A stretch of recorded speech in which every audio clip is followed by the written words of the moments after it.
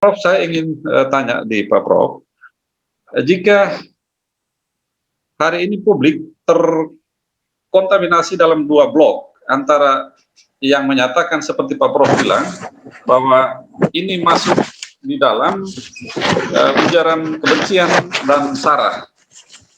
Tetapi juga ada yang mengatakan bahwa tadi seperti Pak Indra sampaikan, di publik ini beredar bahwa itu tidak ada niatan. Bahkan belakangan ini juga yang bersangkutan itu sudah menyampaikan permohonan maaf melalui media dan lain sebagainya, dan yang bersangkutan menyatakan bahwa tidak ada niatan untuk melakukan hal itu, menyampaikan hal itu. Menurut Pak Prof seperti apa fenomena publik seperti ini, Pak Prof?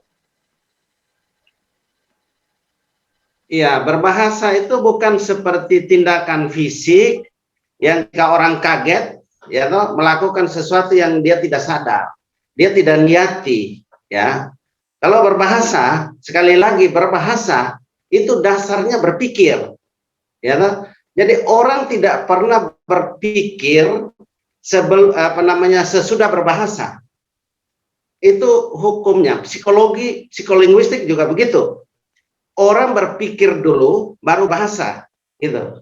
Jadi ini bukan seperti tindak pidana pembunuhan atau apa yang misalnya orang dikagetkan tiba-tiba menghunuskan pisau lalu mematikan orang lain, itu beda.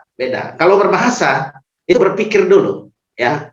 Karena itulah saya selalu mengatakan orang tidak akan bisa mengatakan bahwa dia itu berpikirnya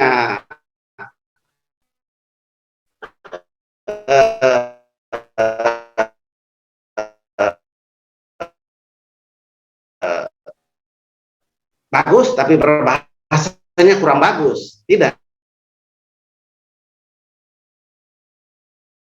Kecuali orang itu mimpi atau mengigo, itu tidak sadar, ya. Tapi kalau berbahasa sadar. Kita coba lihat, tadi saya katakan beliau dengan tegas mengatakan sesudah mengatakan ini Flores, Rote, Katolik, Protestan, ya. Mungkin juga saya tidak tahu konteks yang pasti, tapi kemungkinan ada media juga di situ sehingga beliau mengatakan tolong ditulis ya, nah, ya kan? Tolong ditulis. Itu pernyataan yang menunjukkan bahwa beliau ingin mempertegas bahwa apa yang disampaikan itu memang benar-benar apa yang dimaksudkan olehnya, gitu. Ya. Semua kita dengarkan, tolong ditulis ya, gitu. Nah, apalagi mengulang Flores, Rote, Katolik, Protestan itu 2 kali, ya. Kalau orang secara tidak sengaja, ya mungkin terlalu emosi, mungkin 1 kali saja diungkapkan. Tapi ini 2 kali, mengungkapkannya 2 kali, ya. Jadi semakin tinggi tingkat kesadarannya, ya. Begitu untuk mengungkapkan itu. Saya kira gitu Pak Rudi. Ya. Baik, terima kasih Pak Prof. Jadi saya tidak sedang menghakimi seperti yang tadi disampaikan soal nanti penyidik, polisi, jaksa dan hakim mengatakan lain, itu bukan soal. Tapi dari aspek kebahasaan, kira-kira begitulah ini penjelasannya. Jadi supaya tidak ada tafsiran-tafsiran yang subjektif, ya. Yang saya katakan ini objektif ilmu, ya, gitu. Terima kasih Pak Rudi, saya kembalikan. Baik, terima kasih Pak Prof. Memang kita sengaja mengundang Pak Prof yang memiliki keahlian di bidang bahasa, sehingga juga kita dari peristiwa ini kita bisa menyampaikan sebuah pesan atau minimal pendidikan kepada masyarakat yang awam yang tidak memahami persoalan ini secara kontekstual dari aspek bahasa, dari aspek hukum dan lain sebagainya, sehingga tidak terjadi keributan yang luar biasa seperti kita ada di hutan belantara seperti apa begitu. Kita juga mau mengajak ke warga kota ini dan juga kepada publik NTT bahwa mendiskusikan sesuatu, kita juga mau menemukan sebuah dialektika, komunikasi yang produktif, komunikasi yang rasional untuk mendudukan persoalan itu tidak pada sentimen-sentimen sektoral gitu. Baik Bapak Ibu sekalian, saya lihat di sini ada beberapa juga beberapa ahli juga ya di sini. Ada saya lihat ada Pak John Tubahelan, juga ada Pak William Betan. Nanti dari aspek budaya, teman-teman atau para budayawan, praktisi budaya juga ada di sini. Sebelum saya buka kesempatan untuk para penanya, saya coba ke para peserta. Ada Pak John Tubahelan, ada Pak William Betan. Pak William, mungkin saya beri kesempatan untuk bisa menanggapi diskusi ini. Silakan.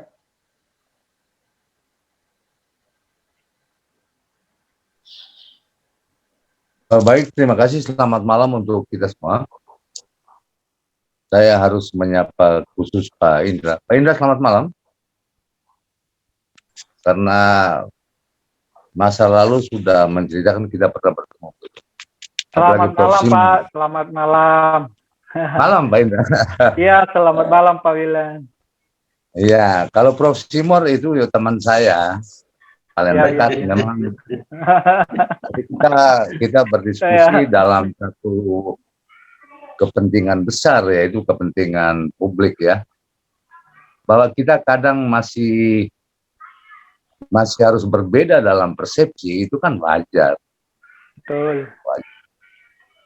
Cuman mungkin ada satu dua hal saja. Saya lihat Pak Indra kecapean tadi ya, menjelaskan prinsip dasar. Enggak, karena memang baru selesai sakit juga ini Pak, Pak Wil. Iya, nggak apa-apa. Tapi nggak apa-apa. Saya berterima kasih atas partisipasinya, termasuk Ya. Prof. Simon. Ketika kita berdiskusi dan terdapat perbedaan, sebetulnya kita sedang memiliki sejumlah kekayaan yang harus diolah dengan baik untuk suatu tujuan tertentu gitu. Oleh karena itu saya tadi mohon maaf, saya punya anak satu tadi Eman. Waktu bicara saya belum sempat masuk, saya tidak tahu ikut itu, Pak Rudi.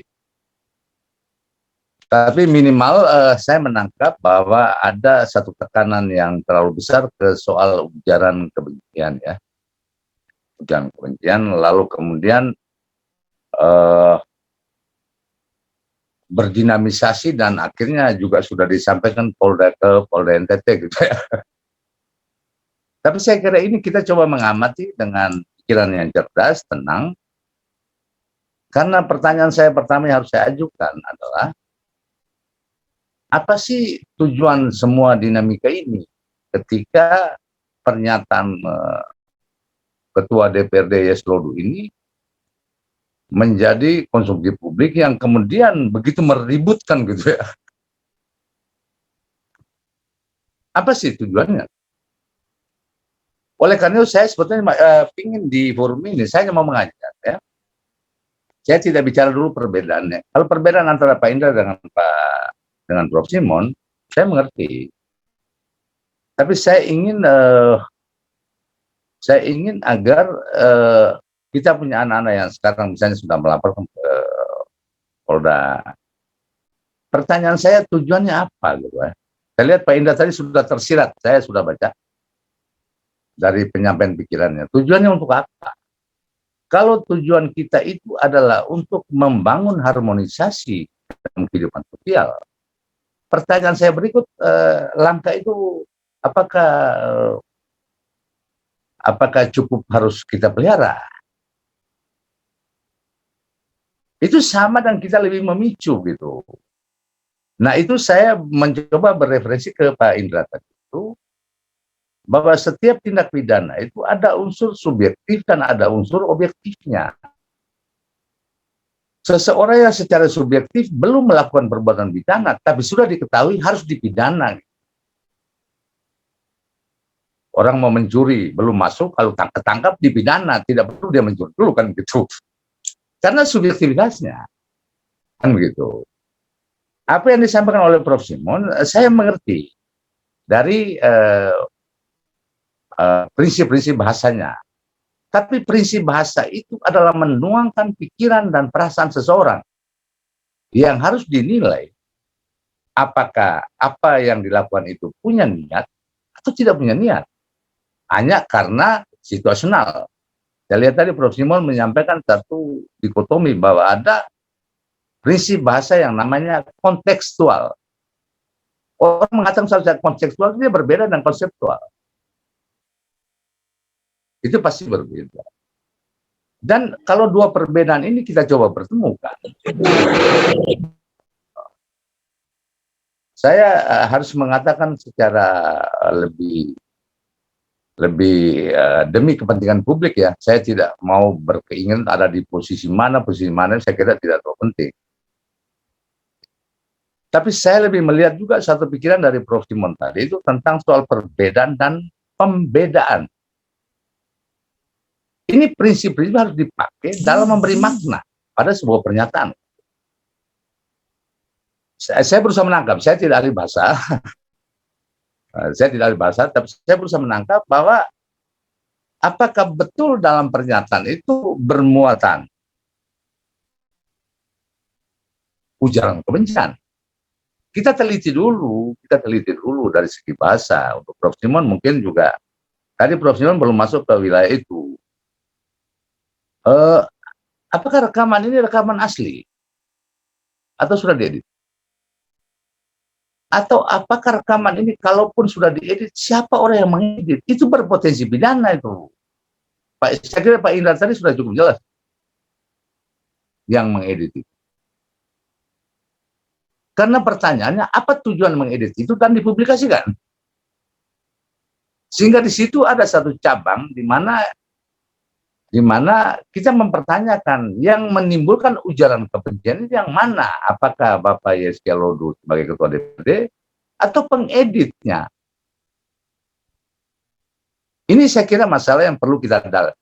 Saya hanya ingin mengatakan bahwa di forum ini, coba mari kita coba berpikir dan memaknai secara baik bahwa saya mulai dari mau menunjukkan apa sih tujuan hidup manusia. Manusia itu ingin harmonis, pernah aman. Andai kata rekaman itu tidak dipublis dan tidak itu, saya kira mungkin juga tidak. Apalagi kalau sudah diedit, Jadi coba kita kembali pada posisi kita dan kita coba berpikir dengan baik. Saya ingat tadi pernyataan Pak Indra, apakah pernyataan itu dimulai dari sebuah niat jahat atau tidak? Ini kan masalah subjektifnya. Dan apalagi hampir pasti saya mau mengatakan bahwa ini masalah intern di kita punya lembaga yang terhormat ini. Mungkin di antara mereka ada polemik, ada hal yang mungkin saya kira kasus ini juga memberikan pembelajaran kita untuk kita turut terlibat dalam diskusi seperti ini untuk menjelaskan bahwa kenapa kata-kata itu keluar, apalagi kalau diedit baru dipublis. Saya rasa ini hal-hal yang barangkali saya juga akan menyampaikan bahwa ada satu kelompok yang sudah berupaya dengan semangat yang begitu baik sehingga harus sudah menyampaikan ke Polda, itu sesuatu yang dari segi tertentu harus kita hargai bahwa ada semacam kecemasan. Jangan sampai ujaran ini kemudian membangun konflik di publik. Tetapi jangan lupa, penyampaian ini ke Polda juga jangan sampai ini yang menjadi pemicu konflik. Karena saya selalu mengatakan begini, dalam setiap persoalan, baik dalam situasi komunitas apapun, tidak seluruhnya harus diselesaikan dengan melalui hukum. Masih ada ranah lain. Kita manusia ini akan dibentuk. Tadi Pak Simon bicara dari segi budaya. Kenapa tidak digiring ke sana kita dari segi budaya? Kenapa kita tidak berkomunikasi? Kita tidak bicara baik-baik. Lalu dengan kondisi itu, kita kemudian menemukan bahwa kalau begitu pilihan yang terbaik itu apa gitu. Karena ketika kota kalau jadi kacau, saya juga tidak nyaman lah begitu. Saya juga tidak nyaman. Dan oleh karena itu saya coba menghimbau beberapa pembicara utama tadi, coba kalau kita masih punya sedikit titik perbedaan, Prof. Simon mengatakan dari prinsip bahasa, kalau yang Pak Indra tadi saya lebih melihat bahwa memang hal-hal subjektif dan objektif harus menjadi indikator sebuah perbuatan pidana. Kita tidak bisa mengatakan begitu saja. Bahkan Pak Indra tadi sudah sampai masuk ya, yang menyebar kebenciannya siapa? Tapi ini juga saya tidak masuk mempersalahkan saya punya anak-anak mungkin di berbagai lembaga yang sekarang sedang ya mungkin juga bekerja cukup capek karena fenomena yang ada. Tapi saya yang punya pesan terakhir adalah hindarilah kepentingan yang terlalu sempit apalagi dangkal. Dan kemudian menimbulkan satu konflik publik yang besar. Saya kira itu saja, Pak Rudi. Baik, Pak William, terima kasih, pesannya sudah tersampaikan. Memang ada beberapa hal nanti akan diklarifikasi oleh narasumber kita, termasuk ke Pak Indra dan juga Pak Simon. Minta maaf Bapak William, bahwa diskusi sudah berjalan dari pukul 8 lewat, sehingga kalau ada hal-hal yang belum diketahui, beradaptasi dengan perjalanan diskusi kita saat ini. Baik Bapak Ibu sekalian, menurut Pak William ini juga seorang dosen, akademisi yang juga mengajar di bidang hukum, konsentrasi ilmunya ke hubungan internasional, tapi belajar juga soal filsafat hukum gitu. Memang ada gugatan-gugatan yang diarahkan untuk Pak Prof. Tadi Bapak William menyampaikan bahwa kita juga perlu memahami bahasa dari aspek selain kontekstual, tetapi apakah juga secara konseptual gitu, sehingga bisa mendudukan pemahaman atau persepsi terhadap sebuah bahasa atau kalimat itu secara baik. Dan juga kenapa kita tidak masuk saja pada aspek budaya untuk membicarakan tentang persoalan ini.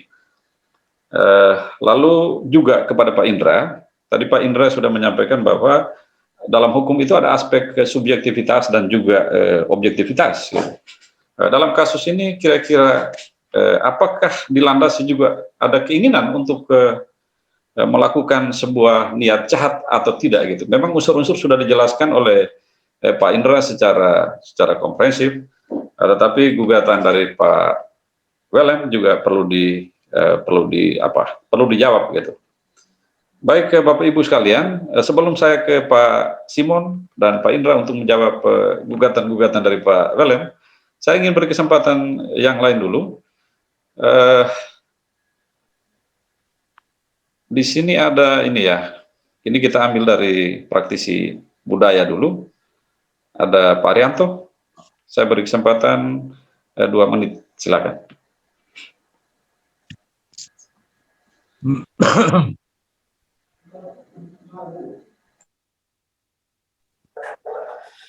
Baik, terima kasih pemandu yang luar biasa, Bung Rudi Tokan ya. Salam sejahtera untuk kita sekalian, dan saya lebih suka menyampaikan sebuah salam yang penting bagi kita, itu adalah salam kebinekaan, karena tadi saya dengar Prof. Simon, salam jumpa ya Prof. Simon, Pak Indra Nas, ya, selamat bertemu. Mudah-mudahan masih hangat dalam ingatan pertemuan-pertemuan kita di waktu yang lalu. Juga Bapak William tadi ya. Ya, sangat kritis, dan juga angkatan muda yang saya sangat banggakan, berupaya keras untuk mewartakan sebuah aspirasi dengan ada dasar bagi saya sih soal kerinduan menjaga, melestarikan kebinekaan yang di dalamnya terkandung nilai-nilai kemurnian Pancasila, baik yang tersurat maupun yang tersirat ya. Jadi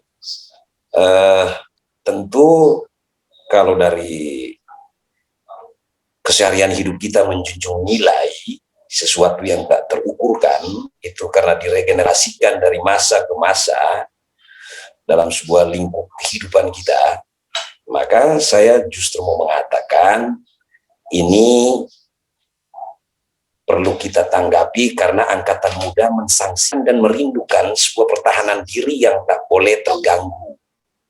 Jadi tentu kita harus memberi ruang untuk mereka menemukan jawaban kesangsian dan kerinduan itu tercapai. Ya, karena ini sebuah kemerdekaan. Ya. Lalu cara-cara yang dilakukan tentu juga menjunjung daripada keberagaman sendiri. Sehingga kalau ada dari penjelasan Pak Prof. Simon, kemudian Pak Indranas, kemudian juga diawali dengan aktivis yang luar biasa sebagai penggerak utama, mempertahankan nilai, ya sudah luar biasa. Forum ini memberi satu ruang pendidikan yang luar biasa. Nah, soal ada pertanyaan-pertanyaan yang harus kita sanksikan atau kita mempertanyakan soal harapan dibalik semua ini, dibalik semua perjuangan angkatan muda ini, kesangsian dan kerinduan besar yang mereka inginkan, tentu ada salurannya masing-masing. Dari sisi hukum, ya sudah dijelaskan Pak Indranas, kemudian dari sisi bahasa, dan tersirat di dalam juga beliau sudah, Pak Prof tadi sudah sedikit menyentuh tata kultur. Namun mungkin saya menambahkan sedikit, ya jangan lupa bahwa ketika kita mengatakan subjek, ya lalu kita mengatakan objek, kita juga harus melihat predikat. Job di situ menentukan. Lalu juga kalau kita melihat ruang suasana komunikasi, kita jangan lupa soal vokasional. Bagaimana orang menyampaikan sesuatu. Kalau seorang profesor menyampaikan materi, itu tentu lebih berkedudukan pada edukasi. Seorang penegak hukum atau pewarta hukum itu tentu dengan prinsip pembatasan-pembatasan dengan yang ada pada ruang hukum. Nah, ini juga kita jangan lupa apakah memang hal-hal ini sudah cukup tersirat lengkap atau juga tersurat lengkap, terucap lengkap. Nah, sehingga kita tidak menanyakan sesuatu yang masih berproses pada ruang kerinduan angkatan muda untuk menemukan jawaban. Nah, saya sangat apresiatif terhadap angkatan muda karena ada kegelisahan yang mereka tidak mau ini terjadi. Ya, mereka tidak mau ini terjadi atau bisa berkembang polemik, ya, beda pendapat, ya. Ini penting sekali. Indonesia sangat nampak pada Nusa Tenggara Timur karena miniatur, kita beragam-ragam budaya. Kita beragam-ragam etnis, kita beragam-ragam agama. Semua terakomodir di negeri kita ini. Dan Kota Kupang itu biji mata Nusa Tenggara Timur. Kalau biji mata itu kita sudah mulai, ya katakanlah yang buta sudah melihat, lalu yang melihat menjadi buta, ini juga jadi soal. Nah, sehingga saya merasa ini sebuah ruang yang memang harus kita dukung. Biarkan angkatan muda memproses dirinya, dan kita sudah hadir malam ini tentu memberikan referensi-referensi yang tajam, semakin baik untuk mereka melihat, menimbang, merenungkan, dan mengambil langkah-langkah apakah ini akan langkah kultur yang dipakai, langkah hukum yang dipakai. Kalaupun ya, di perjalanan ini ada rekonsiliasi, ya sah-sah saja. Tetapi kita tidak bisa membendung semangat angkatan muda untuk mempertahankan kerinduan keberagaman kita, ya, ketunggalikan kita di NTT ini. Mungkin pendapat saya yang bisa saya bagikan, ya, Bung Rudi Toka. Terima kasih. Oke, terima kasih Pak Arianto. Sesungguhnya gerakan yang dilakukan oleh aktivis, mahasiswa, dan juga kelompok-kelompok masyarakat untuk soal ini diarahkan ke masalah hukum, menurut Pak Arianto itu merupakan sebuah kerinduan untuk mempertahankan jati diri bangsa ini sesungguhnya. Baik, Pak Indra dan juga Pak Simon mudah-mudahan belum lupa gugatan-gugatan yang dilakukan oleh Pak William sebelumnya. Kita perlu tahu juga, saya tidak perlu mengulangi gugatan itu kembali ya Pak Prof dan juga Pak Indra. Saya beri kesempatan ke Pak Pak Prof untuk bisa melayani katanya teman adik dan lain sebagainya. Silakan Pak Prof.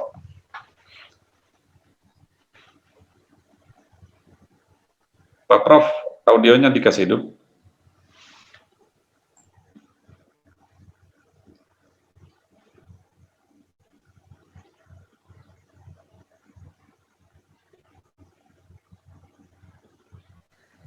Pak Prof, audionya belum dikasih hidup.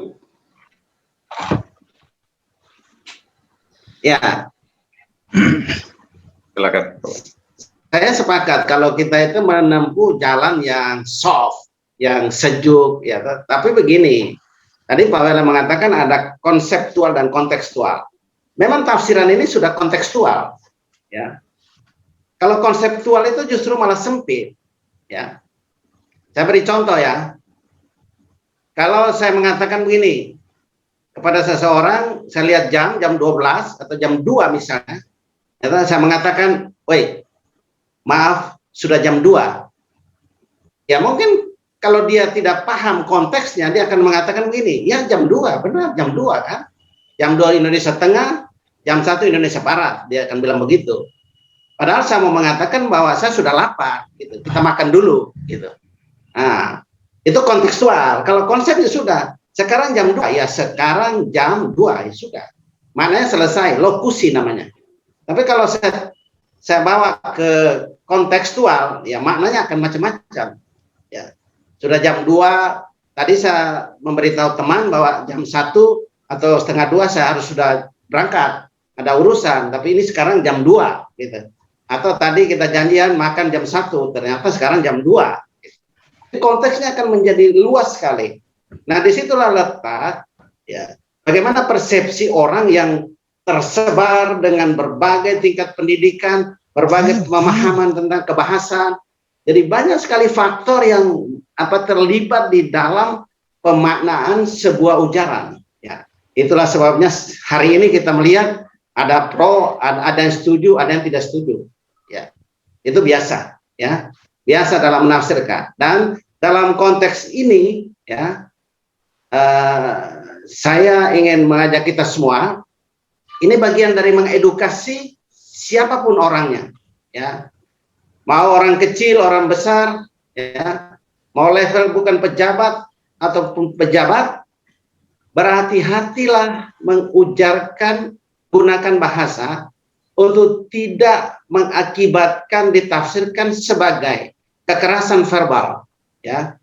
Jadi itu kekerasan, termasuk kategori kekerasan juga, ya. Nah, itu sekarang tengah kita edukasi, karena di medsos, bukan di medsos saja, fakta juga menunjukkan bahwa banyak sekali orang menggunakan bahasa dengan tidak memandang lagi orang yang terpandang, orang yang tidak terpandang, semuanya dihajar habis.